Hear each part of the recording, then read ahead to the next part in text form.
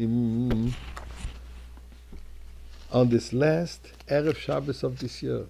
And let us hope that this will not only be the last Erev Shabbos of this year, but this will be the last Erev Shabbos of the first Shabbos of Geula with Mashiach, where we will all be celebrating together with Mashiach in the Beis HaMikdash.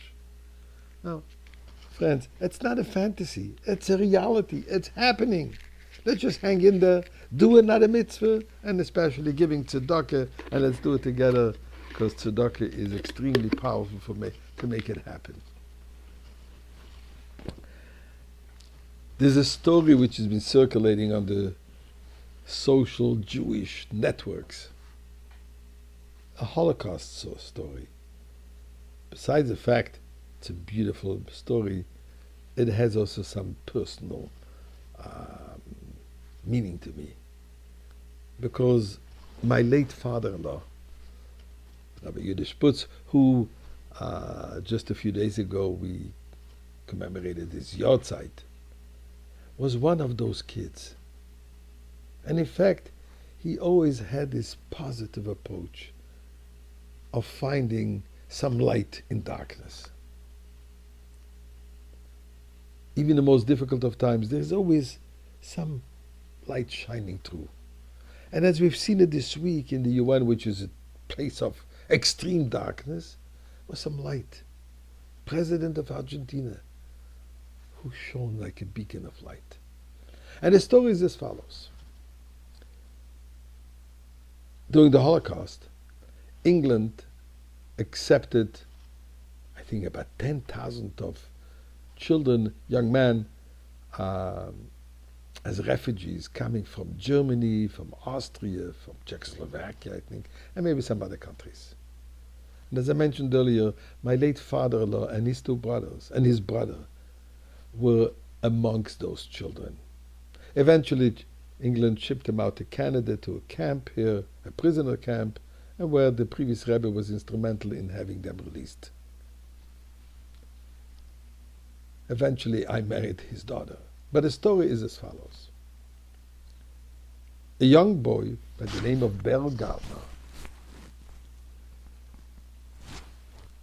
was together with other kids in one of the homes or one of the centers, I'm not sure about that. And they were told, tomorrow the King George is going to travel by our city. And kids, we're going to go out and welcome him. In fact, according to Jewish law, there's a blessing to be said when we see a kid, even non-Jewish. Beryl got dressed to the best that he could, but make sure that whatever he had at least was clean. They're standing on the side, waiting for the king's car to drive by. Barricades, police, security.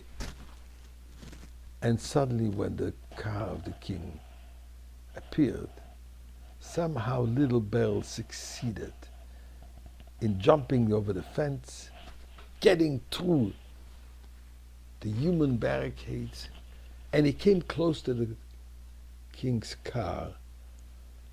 And obviously security wanted to push him away, but he was screaming, "King George, King, King, I need to speak to you." The king heard the screaming. And the king opened the door and he says, "Young boy, come. What is it?" And first he says, "I want to thank you. I want to thank the government of England for their kindness to allow me to save my life over here. But honestly, I'm extremely, extremely concerned about the plight of my parents.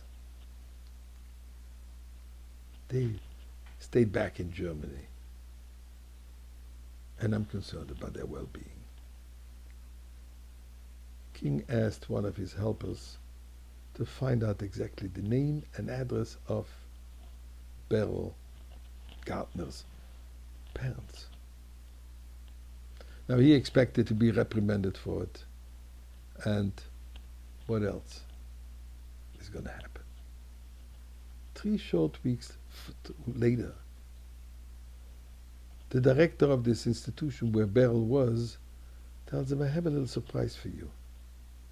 And as he came in, he saw his two parents were there. King George was instrumental in saving their parents. The story is so relevant today in those days of before Rosh Hashanah, where, as the Alter Rebbe explains, the king is in the field, the king is present. We just need to approach him. And when we approach him, he responds. So, my friends, Erev Shabbos, let's approach him and tell him, we want to go home. Bring us home. Home in the Beis HaMikdash with the entire Jewish people. Good Shabbos.